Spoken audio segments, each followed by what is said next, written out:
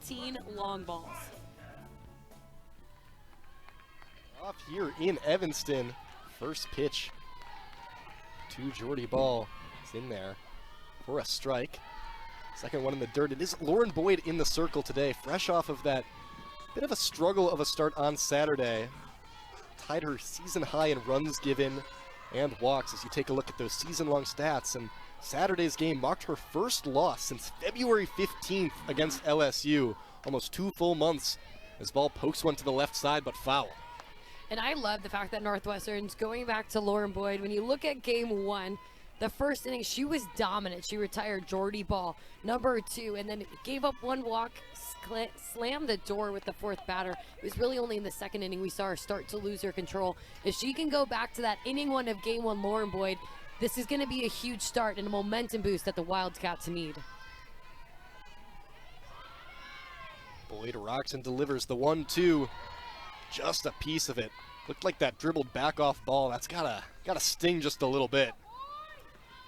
You also have to look at who's hitting. It's Jordy Ball in terms of her injury last season was within her knee and her ACL. So you always just hold your breath that extra second, especially when it's the type of speed that Lauren Boyd brings, mid-60s. A foul ball like that never feels good. Ball resets and re-enters. And Sydney, you mentioned that first inning, able to get through it clean on Saturday. And it's a formidable Huskers lineup, but we know Lauren Boyd can face these high opponents. Her complete game against Mississippi State a handful of weeks ago. The 1-2 swing and a miss. Jordy Ball goes down swinging, and Lauren Boyd starts out the day with a K.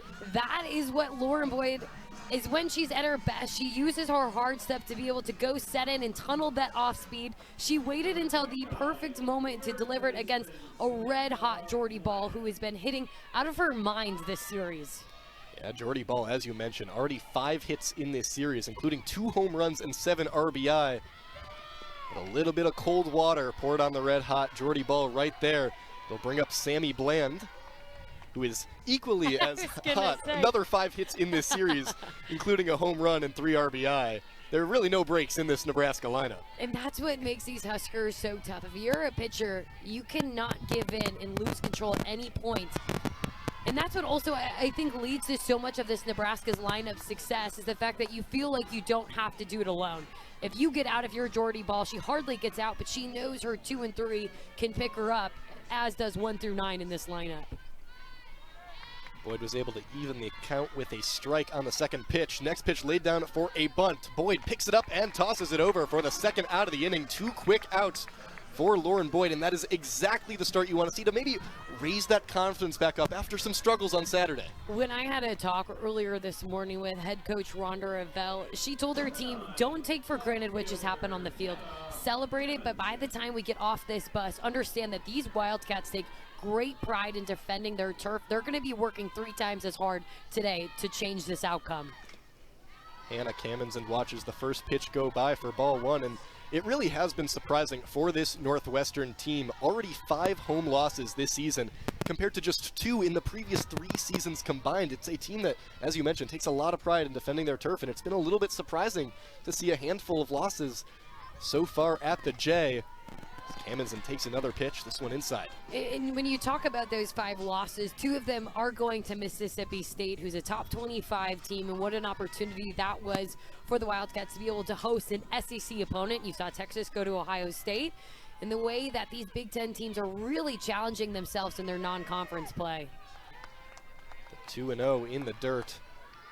So Kammensen works ahead.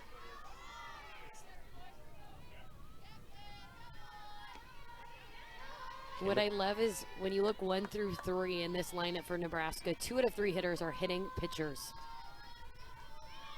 The 3-0 from Boyd finds the strike zone.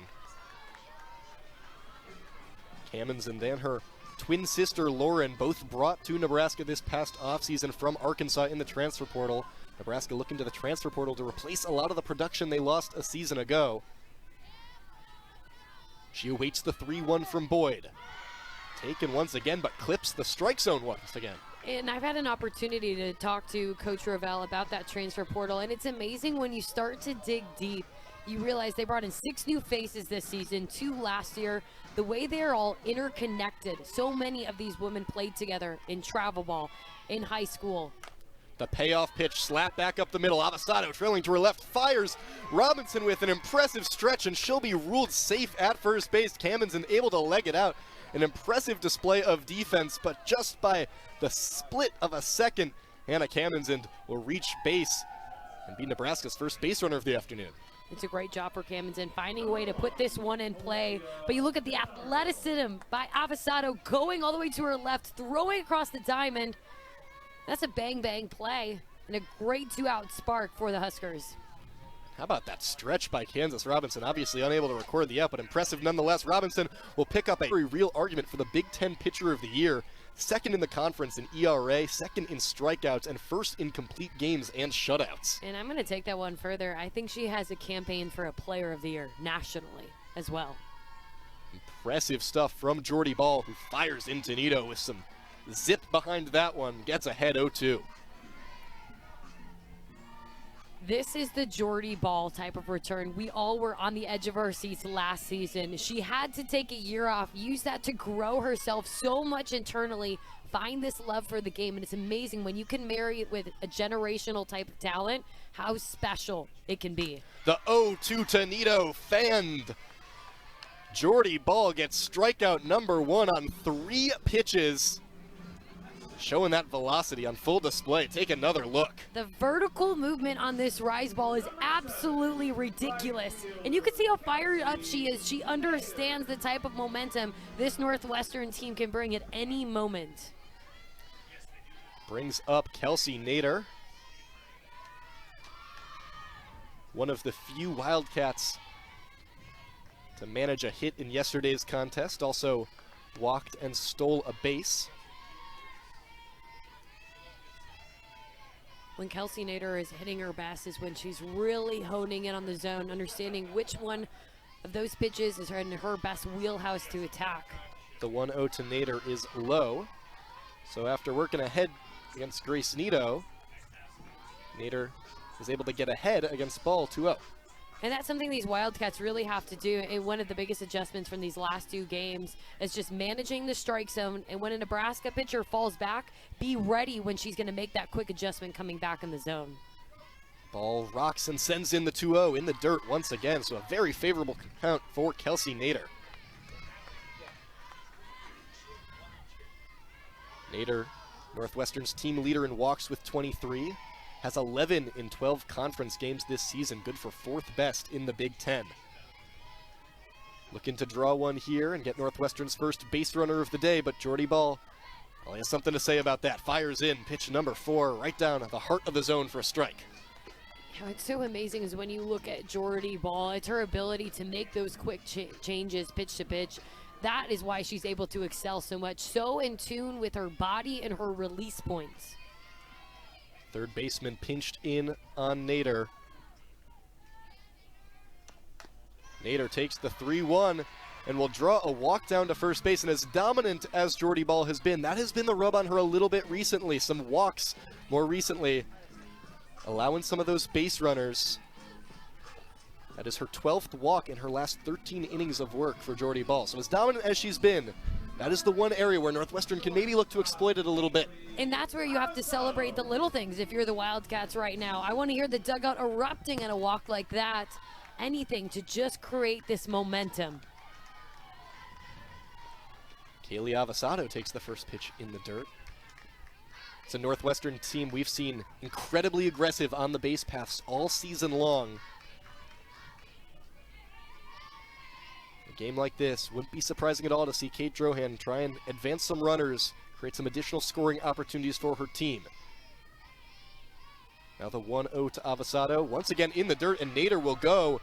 Slide in safely without a throw, so a runner now in scoring position for Kaylee Avasado. And this is the type of momentum the Wildcats are looking to build early. They're a quick team in terms of they have a few players who can steal at a very high 90% efficiency rate, but they're at their best when it's a ball put in play and they are just sending runners in motion and putting pressure on the defense to step up and make a play.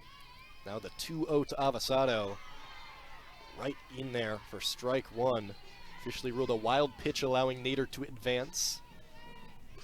We mentioned it in the open, but early in these games, Nebraska has been dominant, outscoring Northwestern 12-0 in the first 2 innings in the past 2 days. Northwestern looking to reverse that trend and strike early here in the bottom of the first. Ball winds up and fires. A big swing and a miss from Avasado. And that changeup is just filthy when she's able to pull the string. If you take a breakdown of her numbers, she's going to throw a rise ball most often, drop ball right after that. But that changeup is her third most thrown pitch. It's because of the type of deception she has on it. Looking to attack now with a 2-2 count. Avasado stands in the box, is able to tap one softly down the first base side, legging out the play to first. Ball covers first base, and Avasado will be out, but Nader able to advance to third. And that's when you're such an athlete like Jordy Ball, who also plays first base when she doesn't pitch. She has that field awareness and her amount of hustle, understanding that it was going to be a wonky ball put in play. But again, celebrating the little things. If you're the Wildcats, they haven't had a runner 60 feet away from scoring much this series. How can you capitalize on it with one of your hottest hitters right now in the lineup? Brings up the cleanup hitter, Kansas Robinson. Hitting .444 in the month of April so far, with 19 runs batted in her last 8 games. Would be crucial to add a 20th right here with Nader standing on third base. When you look at the way that Ball has attacked Robinson, especially back to that game one, so often going upstairs on the outer half, trying to neutralize Robinson's power, which is to right field. The 0-1 to Robinson.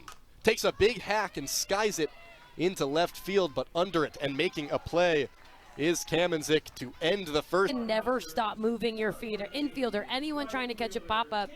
But I look at it as this is a really fun, exciting opportunity for the hitters, and especially if you're a lefty right now, you're cranking that ball anytime it's on the inner half of the plate. Casey Hoffman, the lefty, will be the first batter of the second inning against Lauren Boyd, who fired the first pitch in for a strike, but goes inside and beans her with the second pitch, so leadoff runner aboard for the Huskers. Nebraska, top 10 in the country in hit by pitch this season. That's the 43rd for Nebraska. Free trip down to first base. And that really just goes to show how much pitchers are trying to go tight in on the hands when they have this type of power, but this one slips away from Boyd and a little bit tighter than how she would have wanted that pitch to go. A little bit painful, but looks like Hoffman is okay. Walked it off and is standing on first base. The shortstop, Ava Kuzak, steps in. The team leader in home runs. Sees the first pitch she likes, skies it, but foul, just getting into the Northwestern bullpen. As I was saying, 2 hits in yesterday's game, including a towering home run. Her 16th of the season. Right now leading the Cornhuskers in terms of home runs, but this was a really special home run for Kuzak in terms of Rhonda Ravel dropped her down from that leadoff spot to try to take the pressure off of her that comes with being a leadoff and having to start off this game in a perfect way. Now she can be more settled in and do damage like she did yesterday, which more than often, that middle of the lineup comes in such a huge RBI situation. Kuzak able to even the count by taking a pitch a little bit low and inside.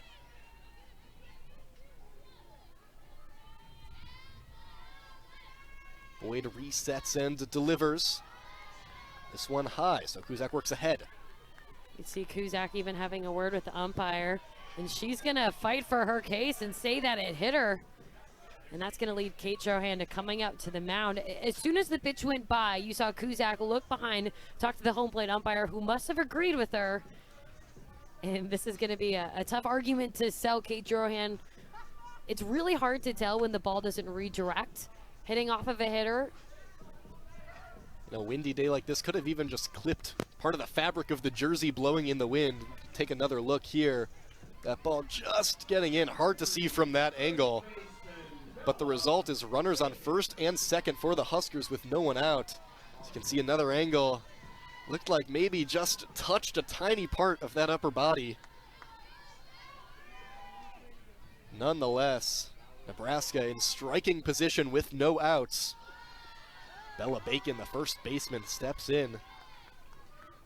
Takes the first pitch for a ball. And Bacon, the transfer from Purdue, somebody who is so used to playing in the Big Ten. What's been amazing to see how much higher she is hitting average-wise. Somebody who's just put in the work in the offseason to have these opportunities. Takes strike one, and you mentioned she has elevated her play as of late in conference play, hitting .462 in Big Ten play. That's good for 7th best in the conference. Had 2 hits yesterday. And right now, Nebraska has 5 hitters hitting over 400 in Big Ten play. Just incredible statistics as the 1-1 chopped over to Donahue, who snags it, tosses over to Kansas Robinson for the first out of the inning, but the runners advance to second and third with 1 out. Smart play by Donahue to just take the runner. Didn't look like she would have had a force-out play at third as she had to charge forward for that one. Smartly firing it over to Kansas Robinson at first base to take the out in front of you. That's when you let the ball lead you to your out, and Donahue did a great job with that. Also, this Northwestern team is somebody who just wants the outs. They've seen what happens when they allow a silly inning to get really big, and now you're going up against Bredwell, but not before we take another look at this defensive play. And Donahue making the right decision, especially with how much Boyd has had success in not allowing anyone to barrel up her pitches yet. With runners on second and third and 1 out will be the catcher Ava Bredwell, who will look to break open this scoreless tie. So you can see the pop there. First 8 batters in the second inning scored in Saturday's contest. Northwestern trying to keep that from happening in the second inning today in Monday's contest. First pitch to Bredwell. Right in the zone for strike 1. What's really neat is you have somebody who's towards the bottom of this order, but as Bredwell, she has played and started in more games for Nebraska than anybody else in this lineup. So she's somebody who has a ton of experience, even though she's in that 8th spot. Boyd, the 0-1, just low. And you mentioned more experience than any other player in this Nebraska lineup. That means she's faced Northwestern more than just about any other player in this lineup in her career. 5 of 19 against Northwestern, hitting .263. Drawn a handful of walks as well, and career against Lauren Boyd, just 1 of 2 with a walk. Now the 1-1. Heaved in there by Boyd. Clips the top part of the strike zone, and Boyd able to work ahead, a crucial strike there.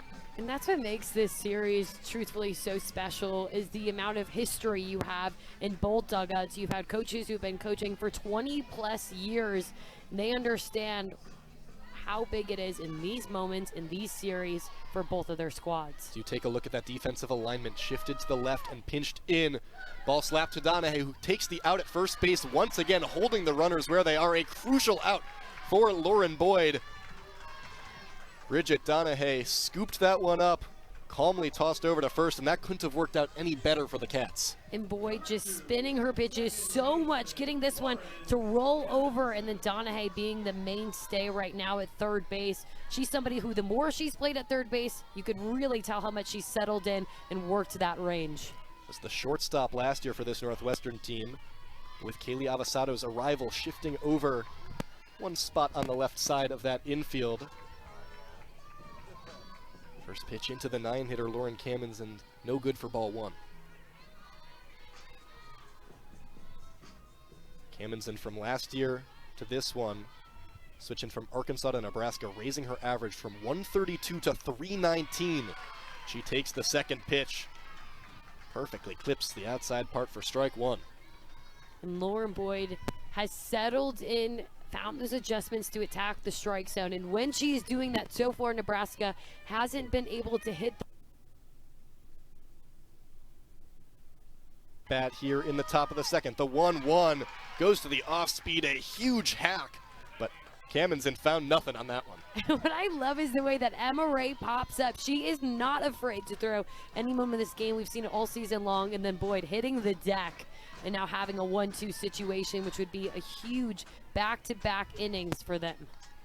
The 1-2 from Boyd, the wind and delivery, tapped foul, so we'll do it again. You're starting to see Boyd really work with that off speed. When she's able to get ahead, they're able to use it more. Coach Michelle Gascoigne calling pitches for Lauren Boyd. their 5-year-long relationship. There's nobody who understands what she wants more in this moment than her. Cammonsen doesn't strike out often, just one in her last 10 games, but Lauren Boyd would love one here. The 1-2 sharply hit foul into right field. Cammonsen a little bit late on that one, but able to get part of the barrel on it. You're starting to see Lauren Cammonsen find herself more on time. She fouls off the off speed. That was a really great line drive, just caught it a little bit late. Now her 6th pitch of the at-bat approaching. The 1-2 once again to Cammonsen. The pitch poked foul once again, so we'll get pitch number 7. You have to love it when somebody was fighting for you this much at the bottom of your order, seeing pitches, trying to do whatever she can to find her way on base and then bring up the feared bat of Jordy Ball. Yeah, you mentioned Jordy Ball on deck, so crucial for Lauren Boyd to get out of the inning here. You can see that duel between batter and pitcher. The 1-2 once again. Tapped back up the middle. Avasado trailing to her right, throws it and makes the play. Northwestern escapes. Her bullpen that nobody else saw besides her other teammates after the game. She threw yesterday, and now you're seeing the adjustments she has made from 2 days ago pay off and create this early momentum for the Wildcats. Well, Northwestern now looking to get ahead here in the second. The Wildcats are 15-4 this season when they're able to score first.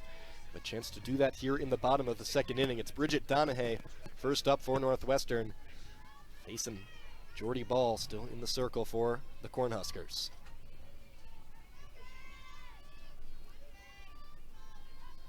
Donahue waits on the 0-1, shows bunt and lays it down, but foul.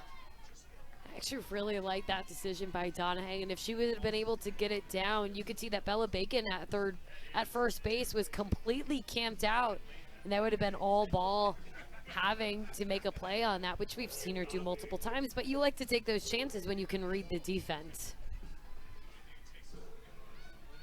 Instead, it's Donahue falling behind 0-2. Donahue hitting .277 on the season, but hitless in her last 3. Still looking for her first hit of this series, though she did walk back in Saturday's contest. The 0-2, swing and a miss. Jordy Ball gets strikeout number 2. Started out the first inning with a strikeout, does the same thing here in the second inning. The way that she is pounding the zone early with her drop ball, saves that rise ball to be the first look against hitters, and it's the sharp break. There is not spin as tight as that right now in the Big Ten. And velocity, especially with those pitches up in the zone, just so hard to hit. We've seen that all weekend and really all season against Jordy Ball. Emma Ray, the catcher, will be the next to have a crack at trying to do some damage. Take a look at Kate Drohan, who last weekend got win number 800 against Illinois in the final season. And asked about the celebration, what that was like. She said, "I'm just looking for win number 801. And for those of us who know Kate Drohan, not a very surprising response at all. Not at all. Coach Drohan deserves her flowers. There's a reason why she's been named Big Ten coach so many times. And I can say that from a very special way with having the opportunity. And when you look at Coach Kate Drohan and even what Rhonda Revelle are doing, they're not only growing Big Ten softball, but those have been staple pieces who are growing the game for the nation. Emma Ray falling behind 0-2 here. Another Wildcat still looking for her first hit of the series, despite a hot month of March and into the start of April. Takes a pitch low that escapes the catcher Breadwell for ball 1.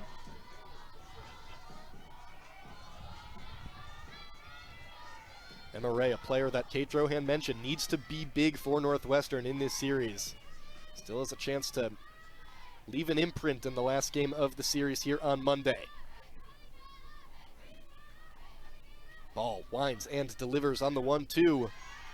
Way up and away. Another pitch, second consecutive to get by the catcher. And there are some people who carry the ability on a team to really be the heartbeat. And when you ask Kate Drohan about Emma Ray, she often says when Emma Ray goes, the rest of this team does. Not only do you need her bat, but when it's her spirit that comes alive, it just injects it into every single other person on their roster. Now the 2-2 to Ray. Punch out. Jordy Ball gets another Wildcat going down swinging. God, and she makes it look easy, but Sydney, it really is not against this Northwestern lineup. What Northwestern's going to have to change when you're able to have a rise ball that's this deceptive right now. She starts it in the zone. That's why you see her getting so many swings and misses. She's over 50% swings and misses on a rise ball right now, which is a ridiculous ratio. These Wildcats are going to have to attack early before a ball goes to that rise ball late on the count. You saw that stat there, 14 strikeouts in just under 7 innings of work this weekend. Over 2 strikeouts an inning as Cunha skies one back, and going into today's matchup, 58 strikeouts in her last 32 innings, and that same roughly 2 strikeouts per inning ratio. Just incredible work in terms of preventing base runners. That strikeout is among her specialties. In that span also, just 2 earned run in Jordy Ball's last 42 innings of work. Handful of unearned ones in there as Cunha takes a hack at the second pitch, also back and foul. So once again, Northwestern hitter falls behind Jordy Ball. When I asked Coach Ravel, did you ever expect how special Jordy Ball would say? And she said yes. And I think that just goes to show the way that she attacks this game. She attacks her work. She said she's somebody who just makes life better in every aspect she's able to touch it. The 0-2, Cunha slaps to the left side, but just foul. Looked like Northwestern was going to get on the board with a first hit of the afternoon, but had that one been maybe a foot shifted to the right side, Izzy Cunha could be standing on second instead.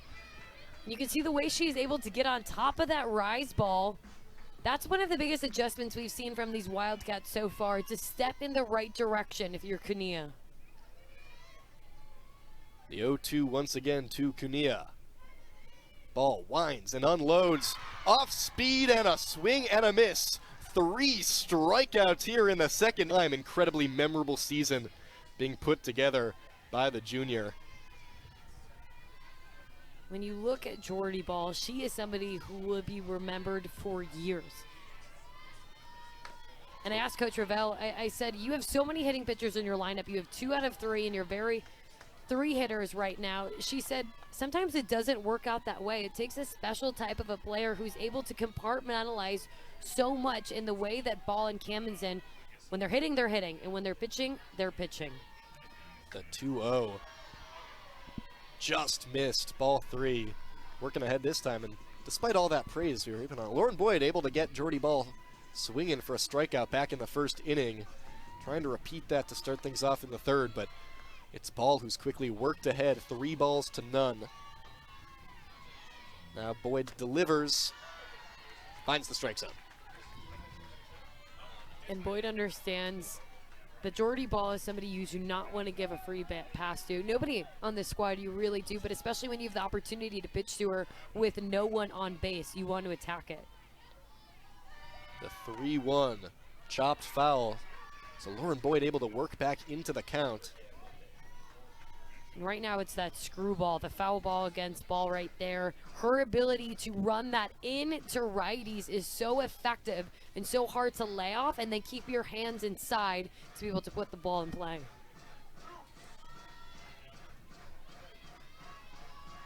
Boyd looking for another strikeout here. The payoff pitch. Once again, tapped foul. Jordy Ball staying alive, and that's no surprise. Not a player who strikes out very often, just 1 K in her last 18 games, which is 58 at-bats and many more plate appearances. And that's just an unbelievable hand-to-eye coordination, who understands her swing so well, but also the way that the ball breaks. And that's, you'll hardly see Ball really expand her zone. If she does, it tends to be a little bit more up in the zone. A payoff pitch once again. Swung on and foul. An exciting battle between 2 of the best pitchers in the Big Ten, but also one of the best hitters against one of the best pitchers in the Big Ten. You know, I laugh. I had a friend who say to me, Boyd Ball, that's the type of Super Bowl matchup, and it really is when you look at the Big Ten in 2 pieces. 2 people who have emerged in what they do and the way that they lead their teams with so much pride. Well, here comes pitch number 8 of this at-bat. 2 veteran players. Let's see who wins. Pitch 8 in the dirt, so Jordy Ball able to get aboard with a walk. Leadoff runner reaches for Nebraska for the second consecutive inning. And Ball is somebody, too, who you have to pay attention at first base and keep honest. If you're Emma Ray, not only is she a pitcher, but she's an athletic one who can run these bases and take the extra 60 feet on a ball in the dirt. Nebraska in the lower half of the Big Ten in terms of stolen bases, but Jordy Ball, one of the candidates who they might send, as Sammy Bland shows bunt, sends that one back and out of play.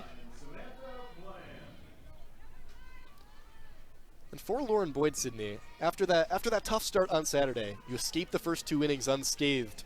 How are you feeling right now, confidence levels, in terms of just, I can get through this really tough Nebraska lineup? Boyd is a competitor, and she's somebody who hated to be able to have to give up the ball on Friday because she just wants to impact her team. So for her to start to build this confidence, she's going to have to continue attacking the zone because the defense is making the plays behind her. Another pitch pummeled but foul. So Boyd able to work ahead. 2 strikes, so no balls. Sammy Bland, another member of this Cornhusker team who is hot right now. 19 hits in 13 conference games. Ranks 6th in the conference in batting average. Currently riding a 9-game hit streak. Looking to extend that to 10. The 0-2 swung on.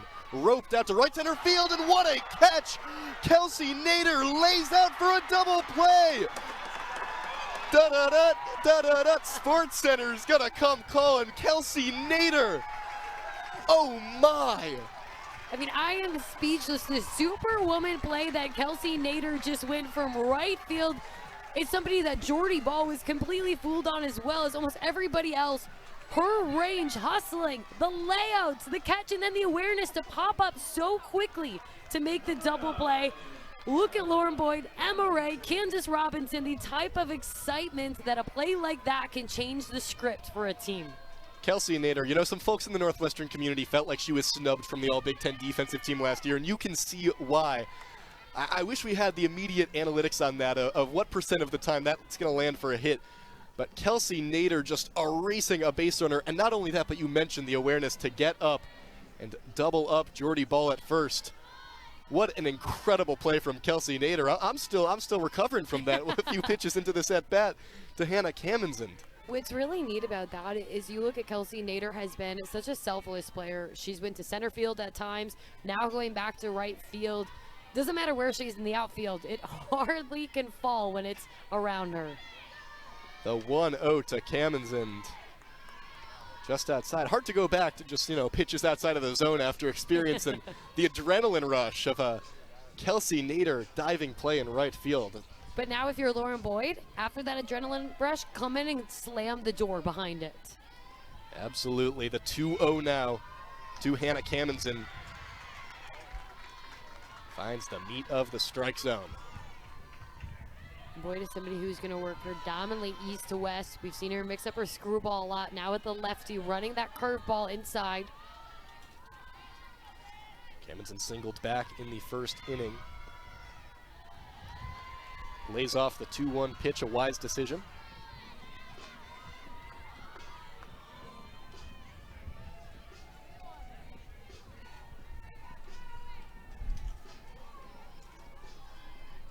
Arkansas transfer came into today's game hitting .364 on the season.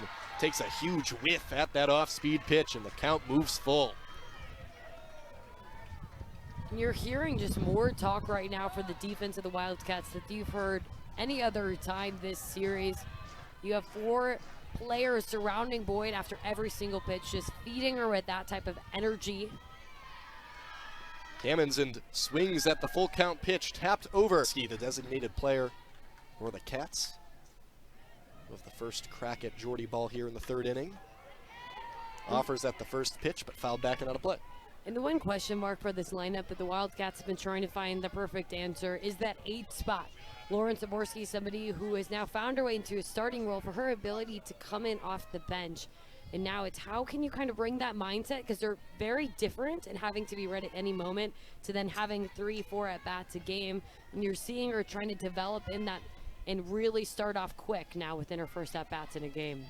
Zaborski had 2 hits when she started against Notre Dame in the midweek. Since then has been more of a mainstay in the Northwestern lineup. Swings at the second pitch as well, but fouled.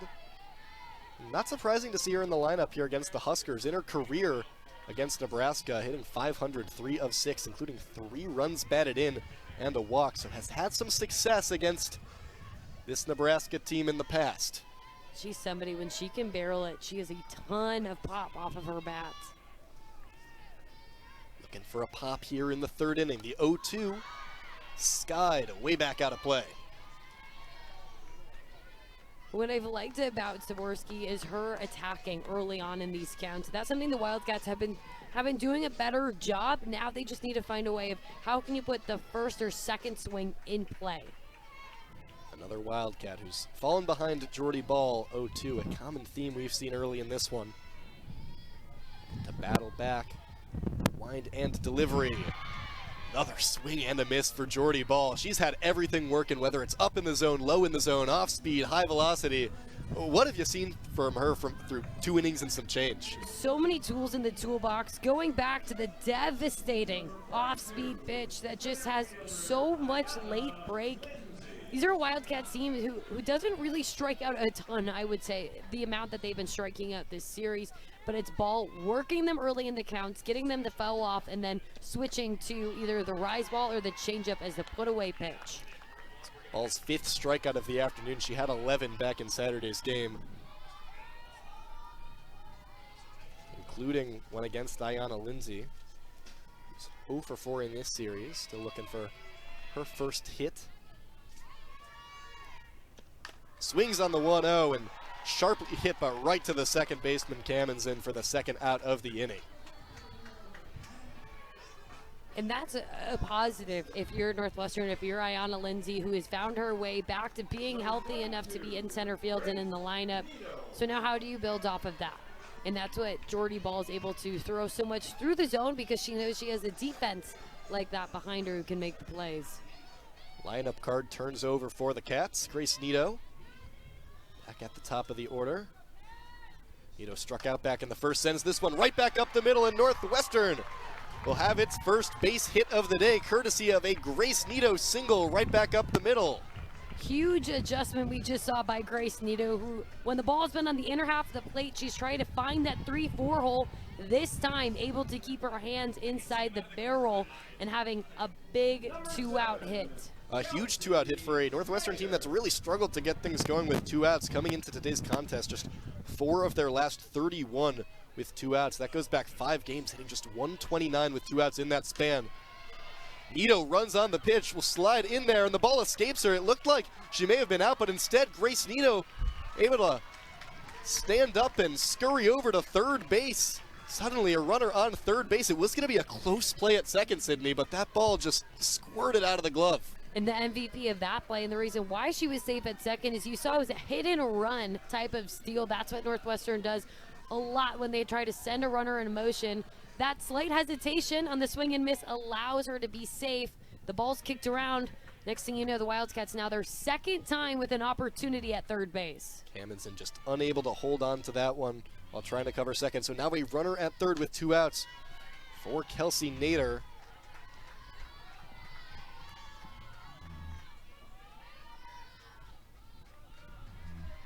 Nader walked back in the first.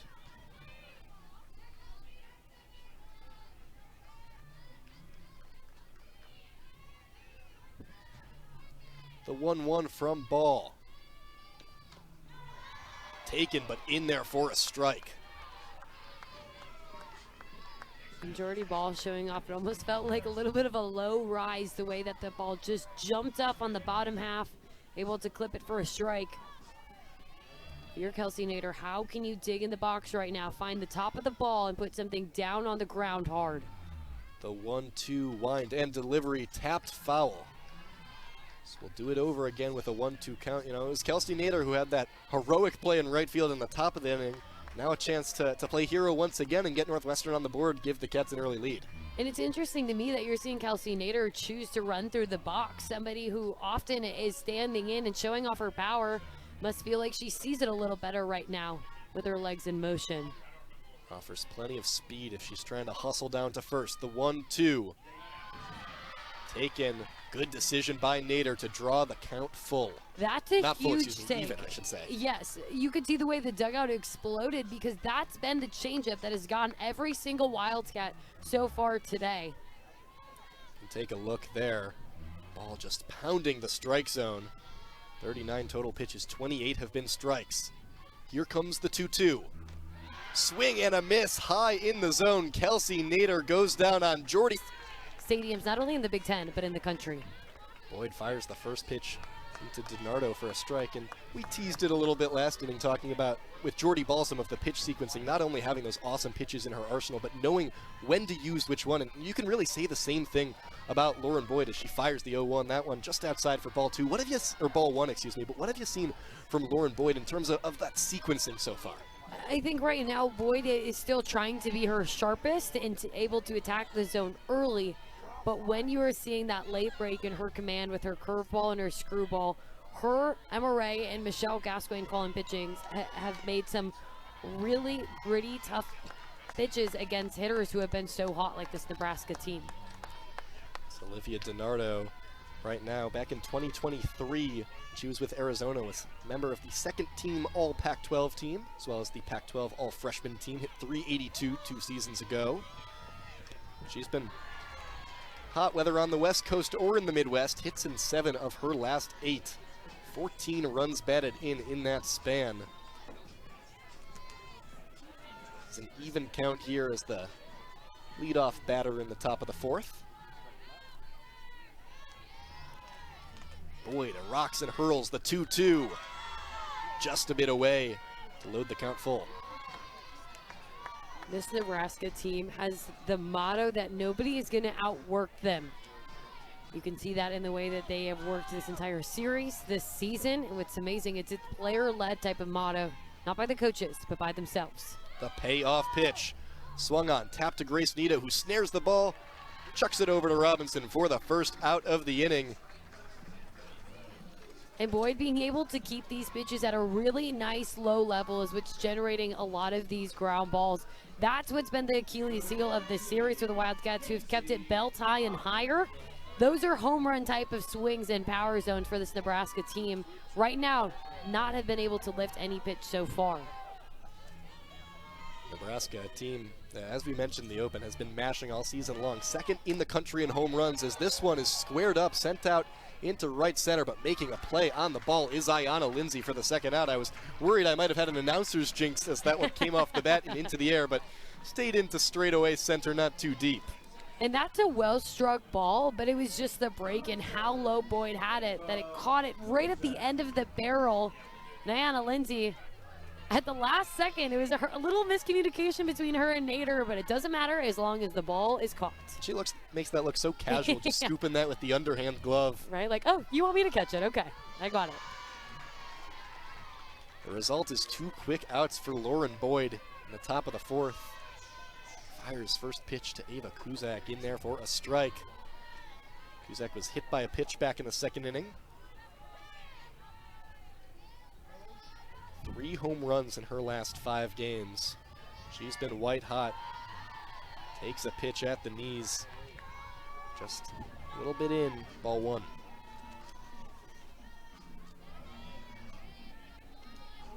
Not only leading the Cornhuskers in home runs, but also in walks. Just finding ways to show off that power or get on base any way possible. Now waits for the 1-1 pitch from Boyd. Swings on it, sharply hit but foul.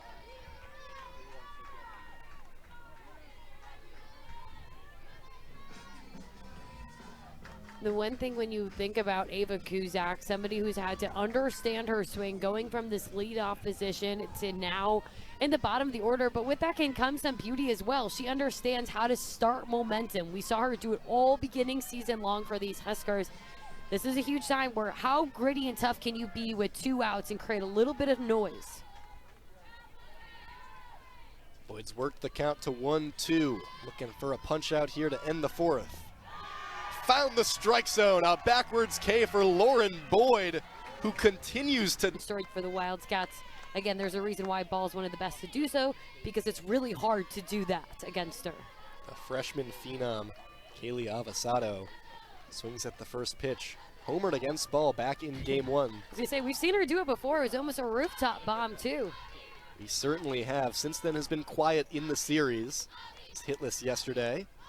This one popped up in the infield under it to make the easy play is Kamenzind for out number 1. That's 2 at-bats against Kaylee Avasado and 2 softly hit balls that have stayed in the infield. And that's a credit to Ball, just really being able to work in on the hands of Avasado, who's had so much success because of her ability to have a tight, quick turn.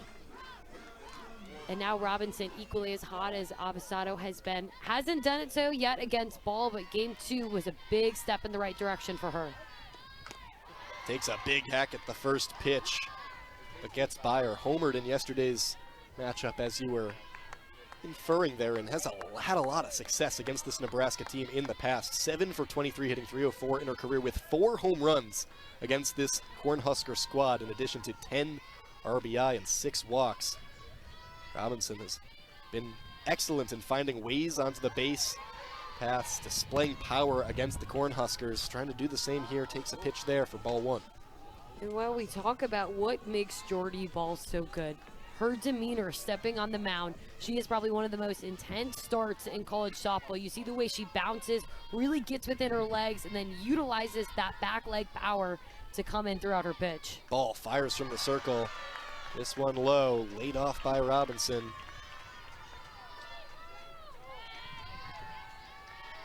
So double checks that one with the umpire. Northwestern starting to have better late takes. It's going to be crucial for them in trying to get a run across the board. Robinson hitting .274 on the season. Down a bit from her first team All Big Ten season a season ago, but she's turned it on as of late. Fans at that pitch, gets by her for strike 2. When you have as tight of spin as Ball has, it's really easy as a hitter to try to speed yourself up, and right now that's just happening a little bit by Robinson. She's getting out in front of it. And they can just find a way to slow this ball down right now for the hitters. The 2-2 taken by Robinson once again. Loads the count full, and that's something Kate Drohan mentions in the against Jordy Ball, the key being to just trust our own timing, to not let Jordy Ball speed Northwestern up and hold their zone. As you take a look at Carol Drohan there, Northwestern dugout. And Carol Drohan is, when you talk about a plan, she's the one coming up with the plan for these hitters. And what Carol has always done a really great job is meeting the hitters where they're at. She is going to have a different approach for every single one of these hitters at the plate. The payoff pitch from Ball. Looking strikeout, just clipped part of the strike zone. Kansas Robinson walks back into the dugout. Thought she was going to be heading down the first baseline for a drawn walk. We can take another look at that pitch. And the outside pitch has gotten Robinson earlier in the count. She does a great job laying off of it, but with 2 strikes, it's just so close. That could go 50-50 Ball. But if she can find a way early in counts to lay off that type of pitch, it's going to set herself up better. Hard to do so with 2. Good work by the catcher Breadwell to frame that one just on the outside part of the strike zone. That's a tough pitch to do anything with. Perfectly placed by Jordy Ball. And that's as a pitcher what you're trying to do. You're trying to clip the zone and then have it almost end as a ball by the time it's in the catcher's hands. It's now Bridget Donahue behind 0-1. Make that 0-2 after fouling a pitch down the left side. Still just 1 hit for each of these 2 sides. There are almost 4 complete innings in this one. We've seen a lot of offense so far in the series today. Classic pitcher's duel. And that's what makes the game so fun within a series is you often see the bats go off one day, the pitchers step up the next day. That's why you wake up every single day, and as Coach Ravel would say, it's 0-0. Bridget Donahue takes the 0-2, low and inside for ball 1. And while Northwestern hasn't had the type of runs yet for them today, their change in their type of at-bats against Ball, even within these last 2 innings, you see them have a lot more late hard takes. Now if they can just find a way to put that ball in play, they're going to be able to merge the 2.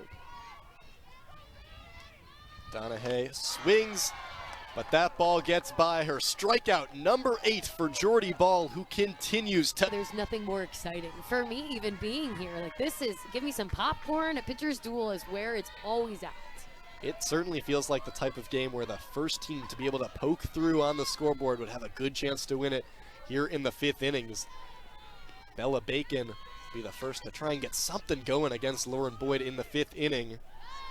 Takes another pitch to work ahead 2-0. And for both of these aces on the circle, in this circle, excuse me, they have done such a great job 2 times through the lineup, where it gets really challenging for any pitcher is when you face that 3rd time through. How can you elevate your stuff that's already been good, but then change it up and find more masterful ways to set up patterns and counts? Still in the 2nd time of the order right now, but Bella Bacon putting together a good at-bat right now against Lauren Boyd, able to work ahead 3-0. And that 0, that goose egg on the scoreboard for Nebraska, somewhat surprising considering they are 3rd in the NCAA in scoring offense, averaging just under 8.4 runs per game.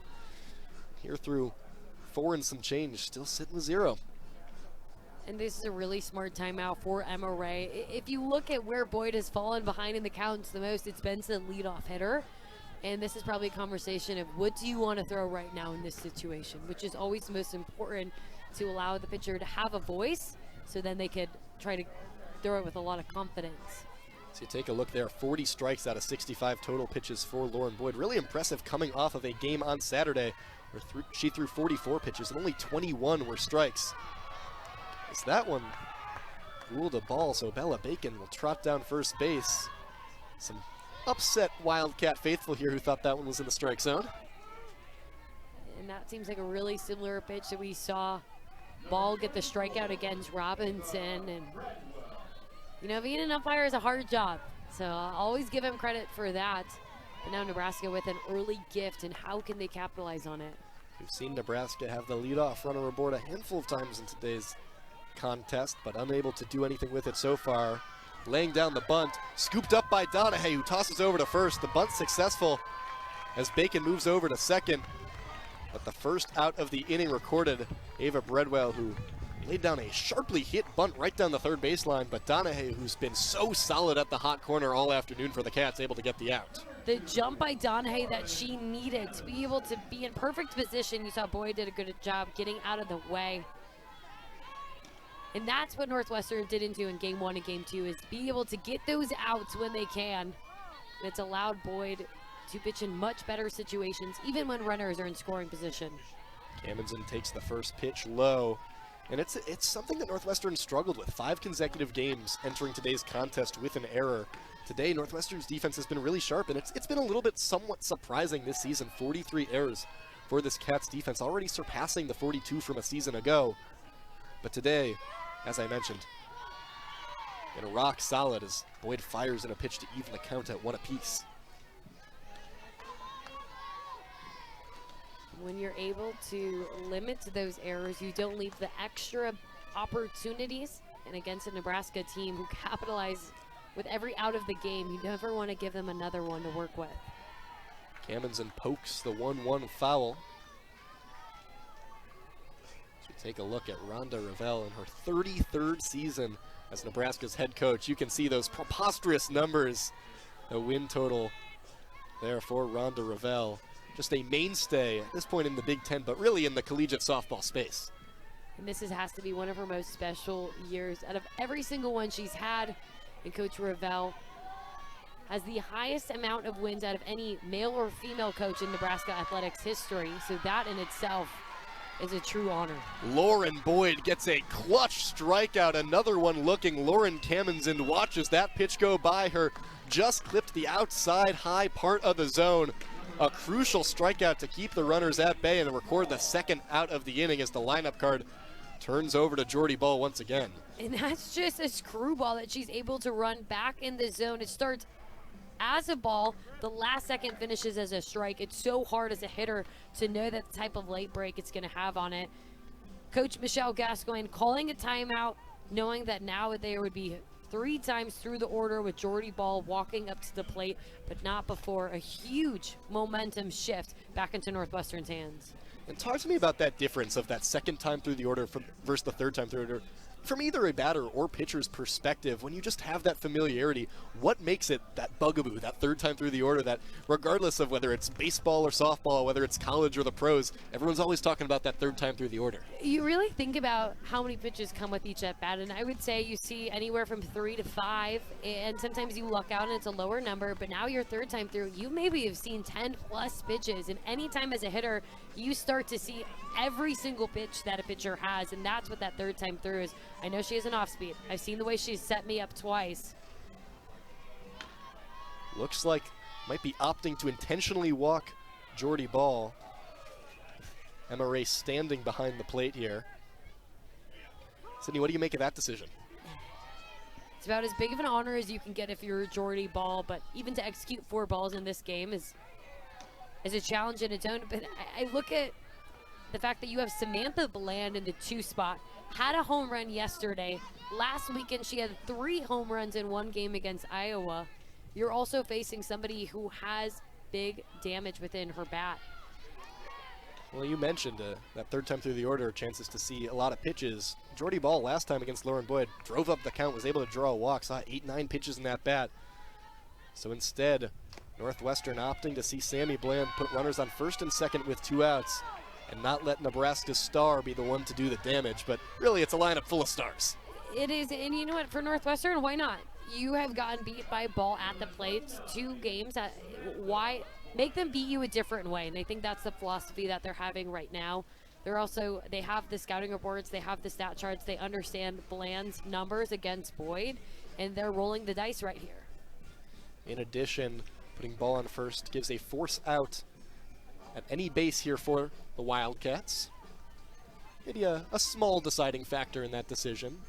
Overall, probably not the main one, but worth noting nonetheless. And if you're Bland right now, you take this as a very personal challenge. So you can see Kennedy Williams coming in for the Huskers to pinch run. We've seen her often in that role. Not much of a threat on the base pass, though. Just 1 stolen base this season, but offers plenty of speed on the base pass. The first pitch to Sammy Bland, swung on, sent up the middle. Avasado gets in front of it, tosses over to second and safe. And coming home is Williams, who caught the Cats' defense asleep at the wheel. Avasado unable to flip that to Nito in time. And Williams smartly rounded third and heads home. Nebraska gets on the board, and what was an impressive play by Avasado to keep the ball in the infield. But still, Nebraska breaks through and scores the first run of the afternoon. And Avasado, as you mentioned, she did a great job keeping it in the infield. Otherwise, it would have been an easy scoring position. But the credit goes to Ball, not only in her hustle, but her physicality, bumping a little bit of Nito, catching her off balance to make that throw at home. The decision to intentionally walk Jordy Ball does not pay off for Northwestern. So take another look at this play. Avasado laying out to make the play, but just a smidge late. The play at second. Kennedy Williams rounding third before Grace Nito even knew what was happening. Now runners on first and second with 2 outs against Hannah Cammons, and 1 for 2 on the day. Swings at that pitch and just foul, slapped to the left of that third baseline. And the only thing I'm a little surprised on is the fact that Northwestern didn't challenge that Ball had to slide on that type of a play. Normally when there's a play made at second, however, I think the bobble to Avasado, you didn't know where she was going to be able to go after that, which... And now for Northwestern, how can you try to limit the damage as only 1? And if you're Nebraska, sometimes just breaking through 1, it opens up the floodgates to come. Officially goes down as a single for Bland. This one tapped to Nito, who snares it, tosses to Robinson, and Northwestern gets out of the inning, but not before Nebraska jumps out to a great, good culture, and you're just seeing this talent shine. Well, now Jordy Ball working with a 1-run advantage in the circle against a Northwestern lineup who has struggled to get anything going for her. Still just a sole hit this afternoon. And even when you think back to the 2017 stat, they have played at home a lot. And that's one thing that Coach Ravel will say. There is nobody who defends their turf like the Wildcats. A 1-0 to Ray, taken for ball 2. And for Northwestern, run rule losses in each of the past 2 games, and you're in this one, but you are down late in the contest. How important is this game just for a team morale and confidence perspective to not get swept? This is when you learn the identity of the group that you are working with, and if they're able to step up when your backs are against the wall and the game feels really hard. Ray waves at the 2-0. Unable to connect with anything there. First strike of the at-bat.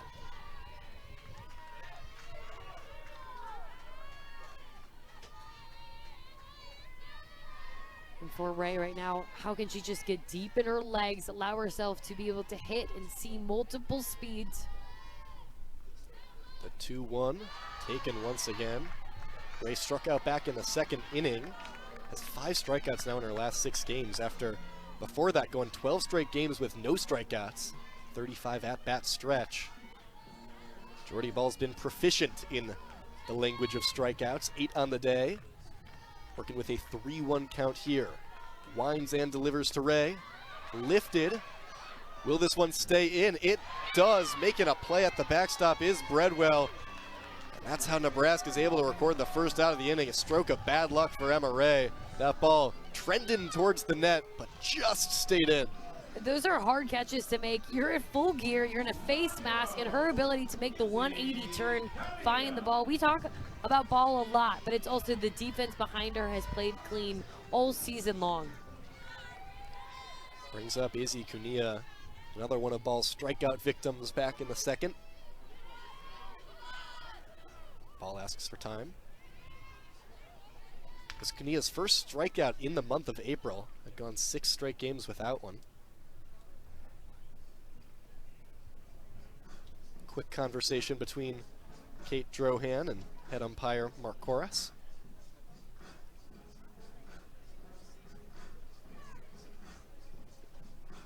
You can see Coach Kate Drohan not happy about something. And, you know, it's hard to read lips, but I will say the one thing is you're seeing Ball work at a really quick pace, and I wonder if this conversation is to allow these hitters to have more time before the pitch. Cunha swings at the first pitch, softly tapped. A weird spin on that one, and it's going to land and stay fair. Cunha will get aboard with a base hit. Comes in an odd and awkward fashion, but Northwestern will take anything it can get at this point. In reading the spin off of the ball, I would have made the decision, as Ball did, to let it go, but it just dies in the sand, and that's when you're Northwestern. No matter how you get on base, who cares, as long as you're standing on first base. Yeah, so often we see those spinning balls in the infield take a nasty bounce into foul territory, and as you mentioned, that one just sat in the dirt, totally died. So now a runner aboard on first with 1 out for Lauren Zaborski, who waves at the first pitch, gets by her for strike 1. And Zaborski's swing and misses so far today have just been slightly underneath the ball. It's the rise ball that Jordy Ball has been working with so often, and one that the Wildcats are going to have to find a way to stay on top of. Zaborski struck out back in the third, swings at another pitch in the zone, but finds nothing but the glove of Breadwell. Strike 2. Zaborski, strikeouts have been a bit of an issue for her. 9 now in 19 at-bats this season, with a K rate approaching 50%.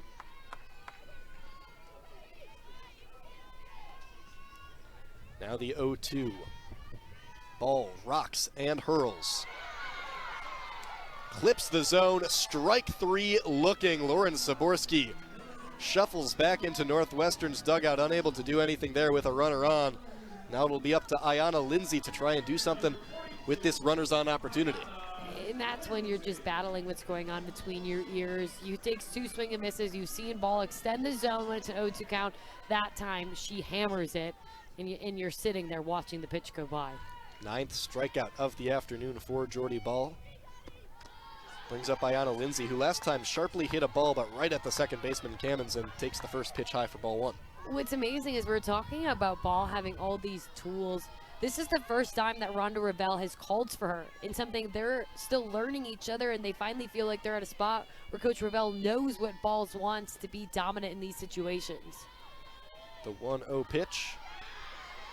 Looks like it clipped part of Lindsay, so now runners move to first and second with 2 outs, and that is exactly what Northwestern needed.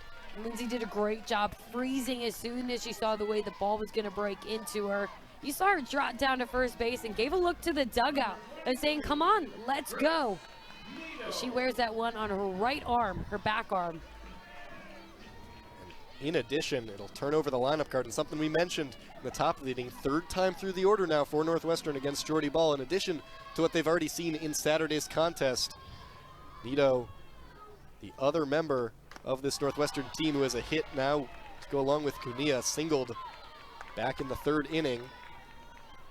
Would love another one of those here for a Northwestern team fighting with 2 outs. It's a team that has yet to win a game this season when trailing after 5 innings.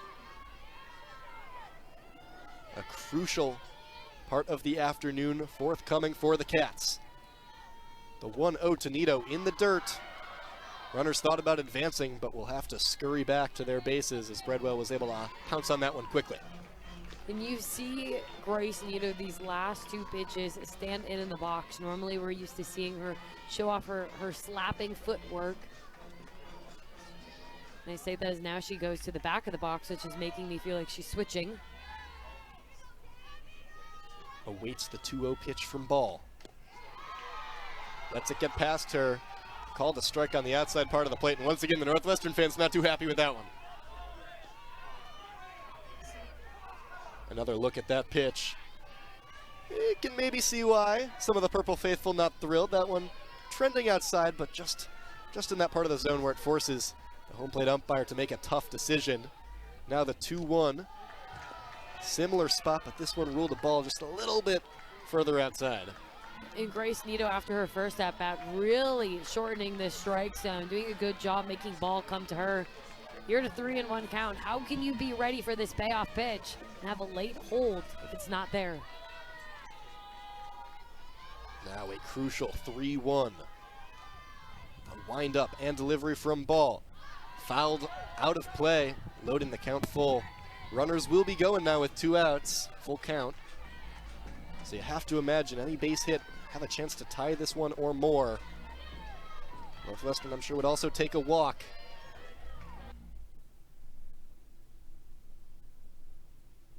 You can find a way to find some green, put it in motion. Crucial pitch here, the payoff from Ball, swung on, lifted into right field, but making a diving catch is Casey Hoffman to erase some Northwestern runs. She had to get something going. That could be the fate for Lauren Boyd. And this is a team that loves playing behind Lauren Boyd. Not only is she so effective within her pitches, but they understand her journey. The work that she does every single week to be able to compete at a healthy level. And this team wants to play behind her. DiNardo slaps the second pitch of the at-bat over to Nito, who calmly turns and tosses to Kansas Robinson for the first out of the inning. Lauren Boyd's done a really great job of keeping the balls on the ground. We've mentioned all day, Nebraska second in the country in home runs, and we have not seen too many balls lifted to the outfield against Lauren Boyd. It comes from changing the eye level and changing the off speed. 2 things Boyd has done so effectively.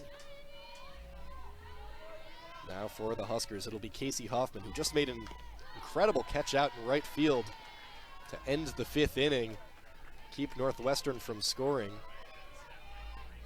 And if you're Lauren Boyd, it's so much credit goes to her ability to have a short-term memory off of how Saturday went. She went back to work in the bullpen and has made so many clean adjustments. That's something you can take into as a learning lesson throughout every other series, throughout the Big Ten tournament, and then beyond, hopefully, for the Wildcats in postseason. Just like Boyd, Hoffman, a player who missed 2024 after an off-season surgery. And just like Boyd, putting together a fantastic 2025 season as she pokes this one on the left side of the infield. Avasado scoops and tosses to Kansas Robinson for the second out. And both of these teams have a handful of players who did not play or played limited action before an injury last year and have come back in a major way. For Northwestern, mentioned both Grace Nito and Lauren Boyd. And for Nebraska, obviously the headliner being Jordy Ball, but this lineup is littered with some players who didn't get as much action as they would have hoped last year because of injury or otherwise, and have came back and really helped this Husker team in a major way.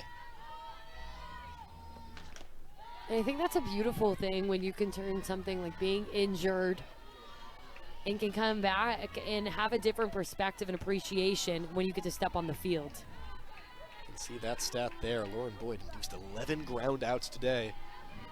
It's been so big for her in keeping this really potent Nebraska team at bay. Now with 2 outs here in the top of the 6th, it's Ava Kuzak looking for something. She was hit by a pitch back in the second. struck out looking in the fourth. Count moves to 2-0 against her. Somebody who's not coming back for injury but has restarted her career is Ava Kuzak. Came from Wisconsin last season. She has just fell in love with the game all over again. And I said, what is it like? You're in a new city. She has aunt and uncles. That's her connection to the state of Nebraska. She said it was like I was always meant to finish my career here. When you have a player who's saying that, it just gives you goosebumps and the type of love and culture that this program has created. She immediately fit in for Nebraska. Began the year on an 8-game hit streak. Here we'll take a 3-0 pitch in the zone for strike one. Did face Northwestern back in 2023 when she was with the Badgers. Was 1 for 1, had a double in that game. Appeared as a pinch hitter. Now the 3-1, blooped out into shallow right field for a base hit. Nebraska's third of the afternoon. Ava Kuzak takes that pitch and able to just squirt it over the heads of the right side of Northwestern's infield to get aboard with 2 outs. And that was a quality pitch by Lauren Boyd. Having something so sharp in on the hands of Kuzak, but she's so strong and being able to muscle it through and find some green, but not by the lack of effort by Robinson and the rest of the defense. Bella Bacon steps into the batter's box.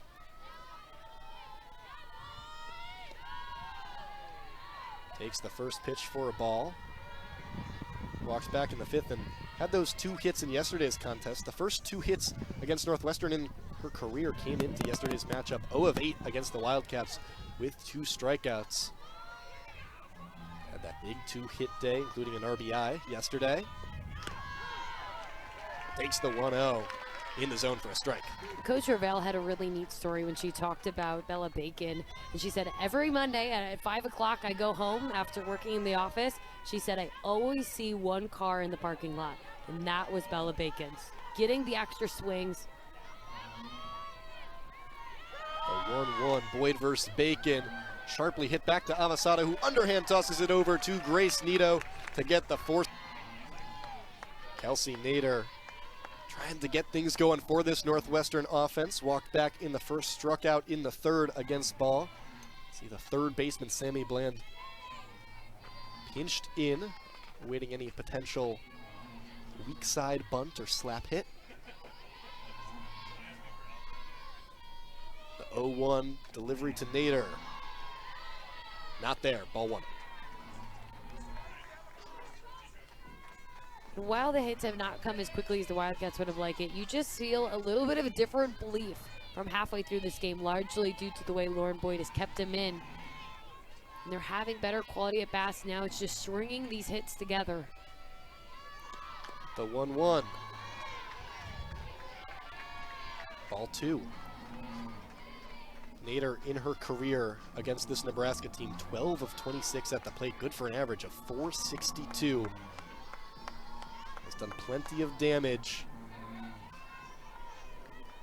Always a threat on the base paths if she can get aboard as the lead runner for Northwestern. Ball sends in the 2-1. Popped foul back towards us. Earlier in the broadcast, you mentioned about Kelsey Nader just falling short of the grab of the all-defensive team in the Big Ten. However, she was an All-American. She's somebody who is seeing the success at the highest level. We've seen glimpses of that this season. Now the 2-1. Ball hurls.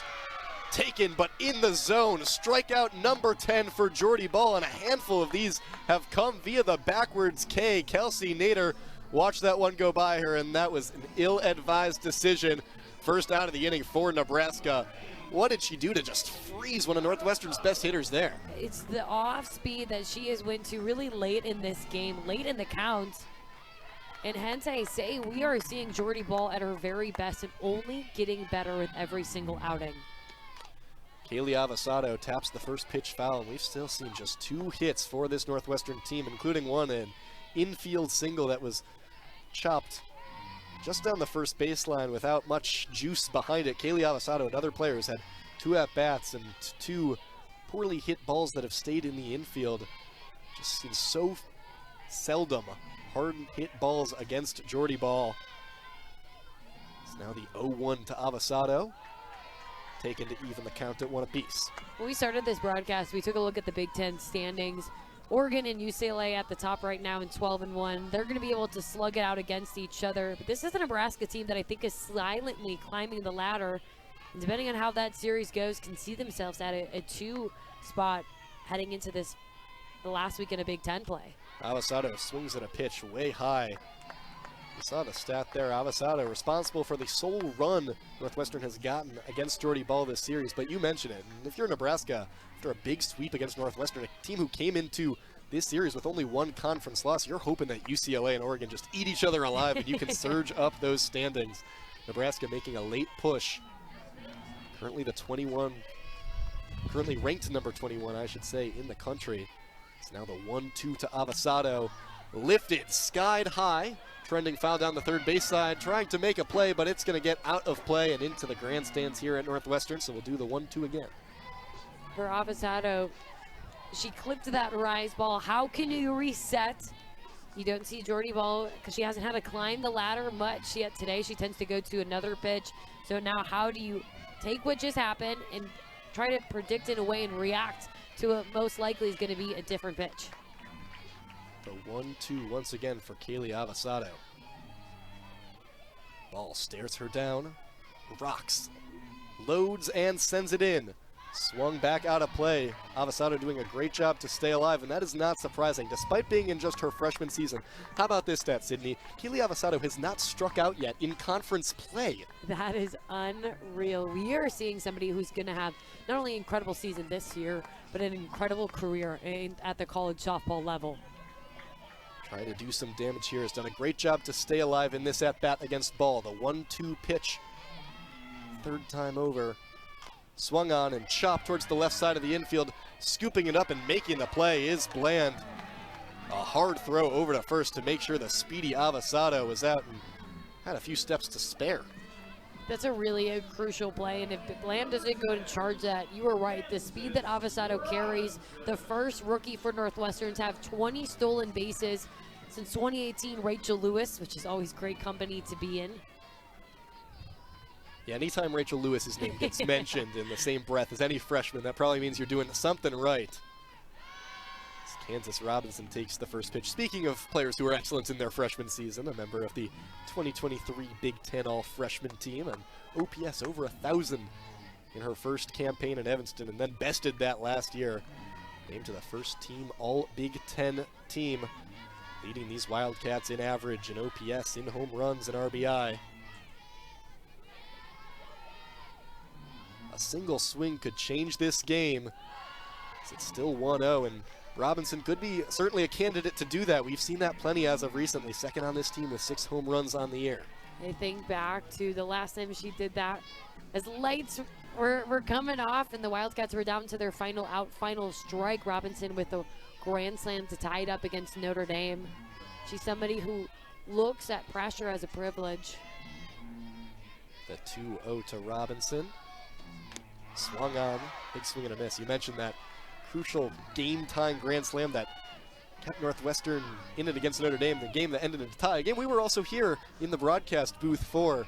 Kansas Robinson has been so clutch for this team in so many moments, and for Jordy Ball, there's one wart to pick. She has given up 12 home runs on the year. Northwestern could use one of those now with 2 outs and the bases empty. The 2-1 to Robinson. Another huge crack, and once again, nothing going for Robinson. That ball finds Breadwell's mitt. And that was the first time Jordy Ball really challenged Robinson inside, and it was the rise ball that Robinson was just under. Otherwise, we've seen her live predominantly on that outer half. Now the 2-2 delivery from Ball. Robinson checks but does not go. Loading the count full. It's a good late take. You see a deep breath by Robinson. How can you just settle your heart rate right now in this situation? Find a way to bring this momentum to your team. This is what it's all about. Jordy Ball versus Kansas Robinson.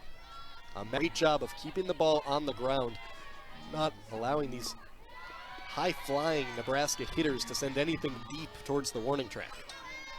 And when I think of the dominance on both sides, I think it goes to show that you can have success no matter if you're a strikeout pitcher or you're somebody who doesn't generate a lot of outs. And that's something that Boyd has games of the double-digit strikeouts.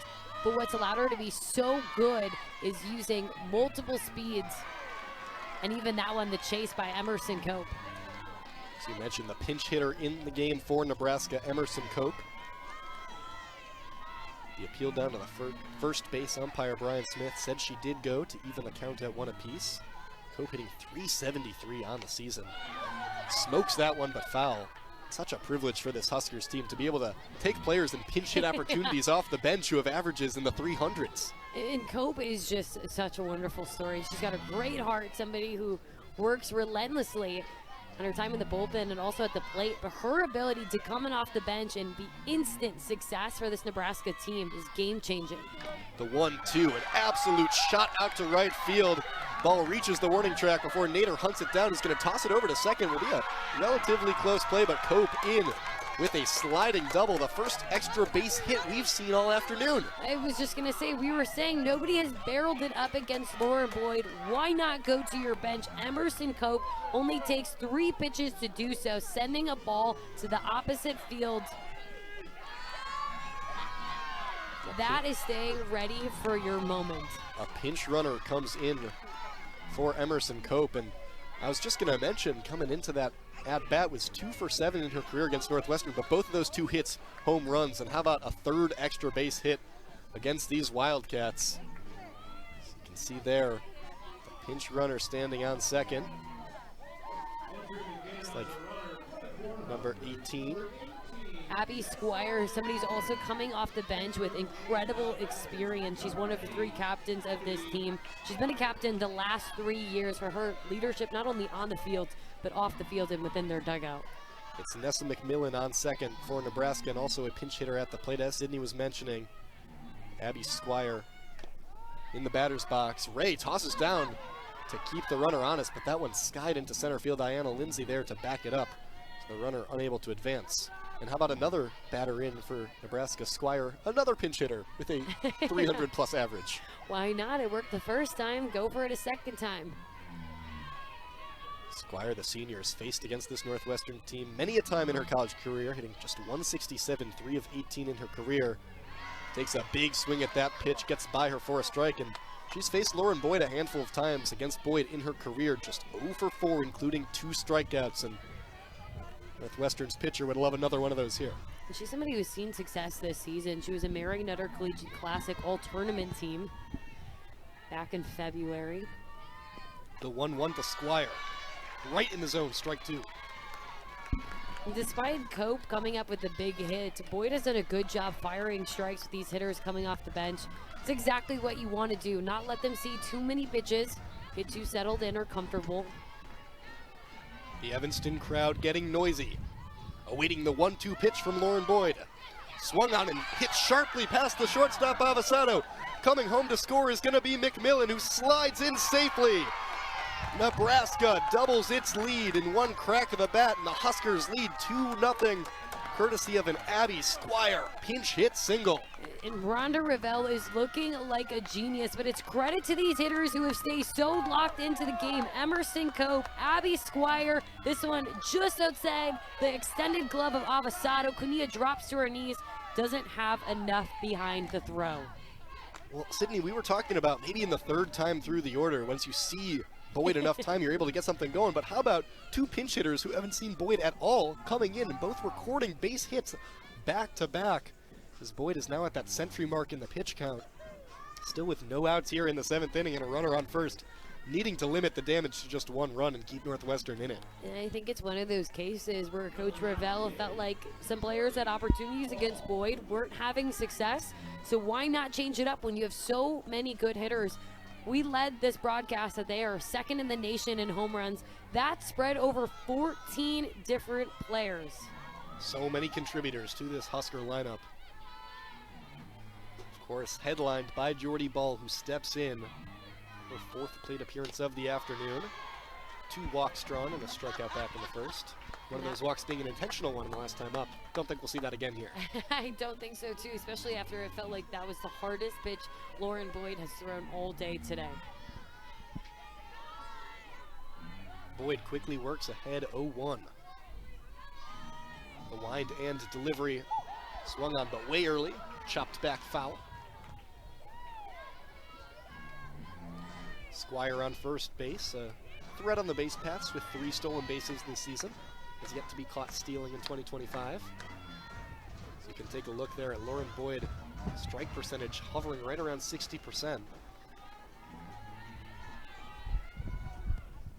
Asks for time there. The defense against Ball. Everyone nearly across, toes on the grass. We're looking to turn the double play, also understanding the type of pop off the bat. That one gets past Ray, so the runner will advance to second. Now a runner in scoring position for Jordy Ball. Count moves to 1-2. And for Ball right now, she's trying to get her own insurance runs before she has to step back out on the mound for what would be her last time today. One thing about Jordy Ball, she tends to not leave a game without making some noise at the plate. Goes down as a wild pitch, allowing Squire to advance to second. Now the 1-2. Once again, sharply chopped foul. Ball, whose average sits at .452. If things finish out for her in these last few weeks, has a chance to break the Nebraska single-season batting average record, currently sitting at .439, in addition to everything she's doing for them in the circle. Putting together one heck of a season in Lincoln.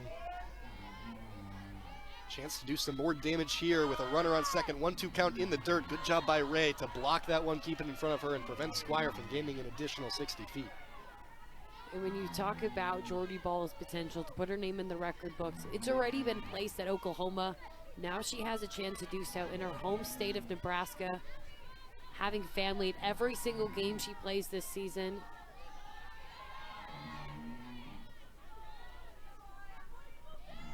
The 2-2 from Boyd.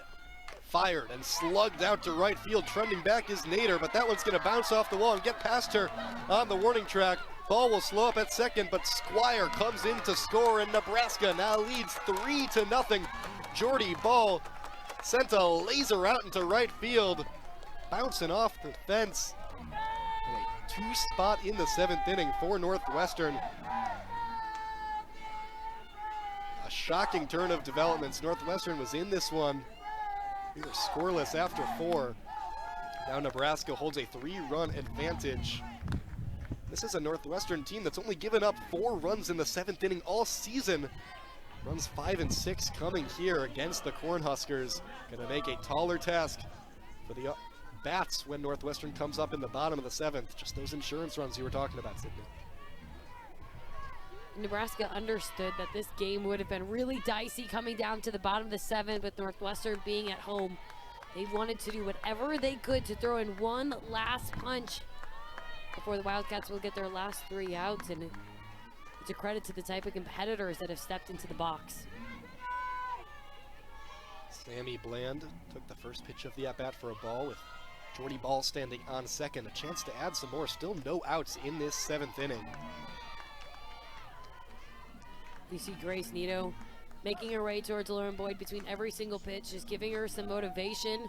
And Ball is also such a threat on the bases. Now another running and scoring position is going to lead to a conversation by pitching coach Michelle Gascoigne, coming out to not only talk to her ace in the circle, but the rest of the defense behind her.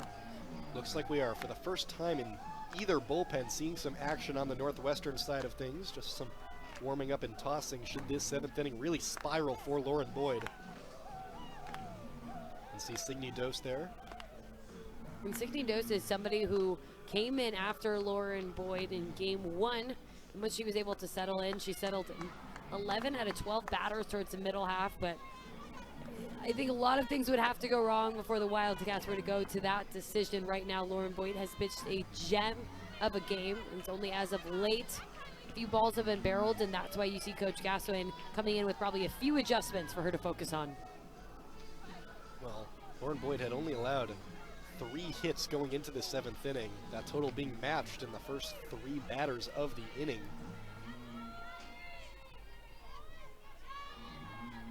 A reset to Sammy Bland, a 2-0 count. First pitch back, in there for a strike. It's a great response by Lauren Boyd on the mound. After a timeout, allowed herself to reset and then firing in a strike. Bland with the single back in the 5th. Not only plated a run, but extended her hit streak to 10 games. She has 16 total hits in that span as this one skied into left field. Cunha under it, making the play. Runner stays at second, first out of the inning. It's a really quality job for Lauren Boyd. Somebody who's been equally hot in the box has been Bland and just able to find that screwball high enough in the hands to create a weak pop-up. Brings up Hannah Kamensen.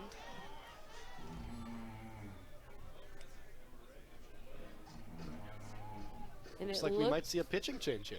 And this is when it comes down to matchups that these coaches won. And I'm sure that was a conversation that Coach Gascoigne had with Lauren Boyd of, hey, you get one more batter, and then we're bringing Insignia in, so make your most out of it. We need this out from you. And the graduate senior rose to the occasion before handing off the ball, but not before giving. So we'll have a pinch runner on second. Hannah Kamensen up at the plate. Takes the first 2 pitches of the at-bat, both balls. And Dose is somebody who is coming in with a good amount of speed, works the middle 60s, 65 to 67. She's going to throw her rise ball 48% of the time. When she's able to keep it in the zone, she's got a 60-plus swing and miss rate. But keeping it in the zone is the biggest hurdle for her to find that top half and throw them as competitive strikes.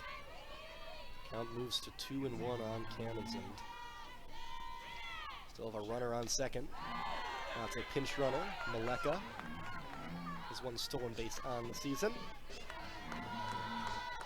Dose able to even the count.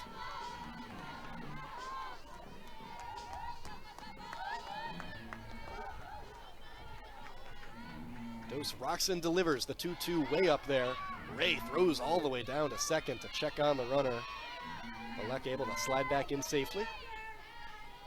Ray does such a great job. That type of throw shortens a step from the runner at second base, which then, in terms of if ball is put in play, now she's 1 step behind scoring at home plate. Little things like that matter. Payoff pitch just outside. So Kamensen trots down to first base. Now runners on first and second with 1 out. And we haven't seen an inning stretch this long since the game has started. And for Northwestern, you start to tell yourself, how can we create a little bit of a spark going into the bottom of the 7th? And right now it starts with Dose finding that rise ball in the strike zone. DiNardo 0 for 3 on the day, chops at the first pitch, sent back foul off the net. 3 groundouts today. Lauren Boyd, we mentioned, did such a great job of inducing those ground balls, keeping those in the infield. Unraveled a little bit in the top of the 7th, but still an excellent appearance from Lauren Boyd. DiNardo probably glad to see a new pitcher in the circle. Swings at the 0-1, but way through it. Gets by her, strike 2. And that's the type of potential Signy Dose has with that late sharp break. Her ability to tunnel it and then also add the speed and add the spin is so deadly. Kamensen on first, Maleka on second. DiNardo behind 0-2 on the count. Dose deals. High ball 1. And we talk a lot about having a ceiling against a rise ball pitcher. That's something this Nebraska team's going to have to switch their mindset, where before they were having a basement, if there's not a level you're going to chase underneath for Boyd, how quickly you have to flip that and not expand it up. Now the 1-2 to DiNardo. Oh, lays off of it and just outside. Count evens at 2 apiece. And you could see a bit of a frustration even on Emma Ray on that one. Somebody's working so hard for her pitchers behind the dish. The 2-2 to DiNardo. Fouled, lifted, way back past the press box towards us. Take a look at Lauren Boyd in the dugout and her stats. A successful day, kept Northwestern in this one. And what's even more of a character of who Northwestern is, or Lauren Boyd is, the way that she's up against the fence right now. Signe Dose's biggest champion. The 2-2 once again fouled back and out of play.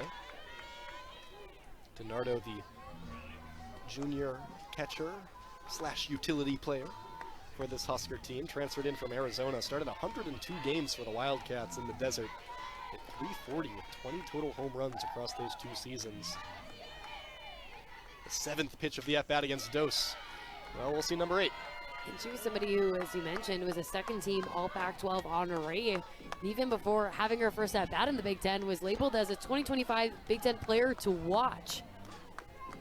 And the way that Nebraska just went out and found these hidden gems of talent, all with having the culture piece in mind. The 2-2 once again.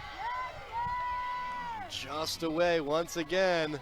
Count loads full, and you mention a Big Ten player to watch. Certainly has played like it, deserving of that honor. Hitting .406 on the season. An OPS well over 1,100 at this point. Now the payoff pitch. Lifted, so this count will reach double digits in this at-bat. And it's a credit to DiNardo, because right now you are working not only for yourself, but the person behind you, allowing everyone else in this Nebraska team to see Dose a few more times. It's been a long top of the 7th inning, and we're still battling, only 1 out. And the wind sometimes, it can get you if you're on the mound and you see Dose taking a step off and the umpiring crew around you. Yeah, the wind not just affecting the ball, also the players feeling it too. Especially coming off that lakefront breeze of Lake Michigan. The payoff pitch, dug out from the dirt and swung on. That's going to land in front of Cunha. Runners will stay, but the bases will be loaded. Nebraska putting it all together in the 7th inning. We're quiet through 6 innings, but have exploded in this final frame. It's been hits galore for the Huskers. And DiNardo had to go a really long way to even put that ball in play.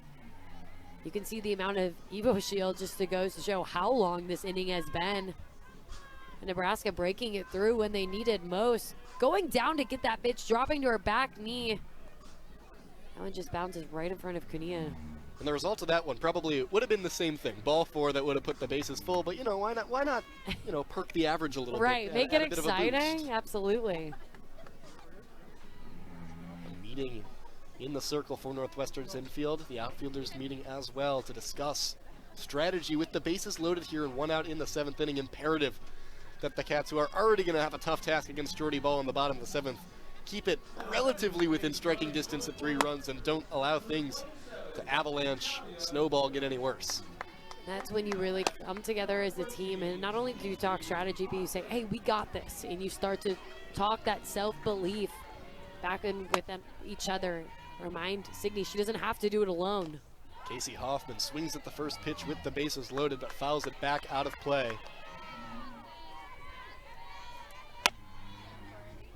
Nebraska today hitting .400 when runners are in scoring position. Hoffman hitting .324 in such scenarios. Swings at the 0-1 right back to Dose, who tosses to Ray at first. Over to Robinson for a double.